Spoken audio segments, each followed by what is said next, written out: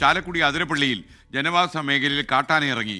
വെള്ളപ്പാറയിൽ ഇറങ്ങിയ കാട്ടാനക്കൂട്ടം വ്യാപകമായി കൃഷി നശിപ്പിച്ചു. ഇതൊരു വലിയ ദുരിതമയമായിരിക്കുന്നു എന്നുള്ളതാണ് ഈ പ്രദേശവാസികൾ ചൂണ്ടിക്കാണിക്കുന്നത്. പലപ്പോഴായി ഇവരുടെ ഒരു ആവശ്യമായിരുന്നു ഈ മേഖലയിൽ ഫെൻസിംഗ് സ്ഥാപിക്കണമെന്ന്. അങ്ങനെ ഏതാനും മാസങ്ങൾക്ക് മുമ്പ് ഇവിടെ ഫെൻസിംഗ് സ്ഥാപിച്ചു. പക്ഷേ ഈ 100 മീറ്റർ ദൂരത്തിൽ, ഇപ്പോൾ ഈ ആന കടന്നു വരുന്ന ആ മേഖലയിൽ 100 മീറ്റർ ദൂരത്തിൽ അന്ന് ഈ ഫെൻസിംഗ് സ്ഥാപിച്ചിരുന്നില്ല. ഇതോടുകൂടിയാണ് ഈ ജനവാസ മേഖലയിലേക്ക് കാട്ടാന ഇറങ്ങുന്നത്. വൈകുന്നേരം 5 മണിയായാൽ ഈ ചാലക്കുടിപ്പുഴ മുറിച്ച് പിള്ളപ്പാറയുടെ ജനവാസ മേഖലയിലേക്ക് കാട്ടാന എത്തുന്നു. വ്യാപകമായി കൃഷി നശിപ്പിച്ചതിന് ശേഷം രാവിലെ ഒരു 6 മണിയോടൊക്കെ കൂടി കാട്ടാനക്കൂട്ടം ഇവിടെ നിന്ന് മടങ്ങിപ്പോകുന്നതാണ് പതിവ്. ഇന്നലെ വൈകുന്നേരത്തോടു കൂടി ജനവാസ മേഖലയിലേക്ക് ഇറങ്ങിയ കാട്ടാന വ്യാപകമായി കൃഷി നശിപ്പിച്ചു എന്നുള്ളതാണ് നാട്ടുകാർ ചൂണ്ടിക്കാണിക്കുന്നത്. 4 മാസങ്ങൾക്ക് മുൻപ് ഈ 100 മീറ്റർ ദൂരത്തിലുള്ള ഫെൻസിംഗിന്റെ നിർമ്മാണം നിർത്തിവെച്ചതാണ്.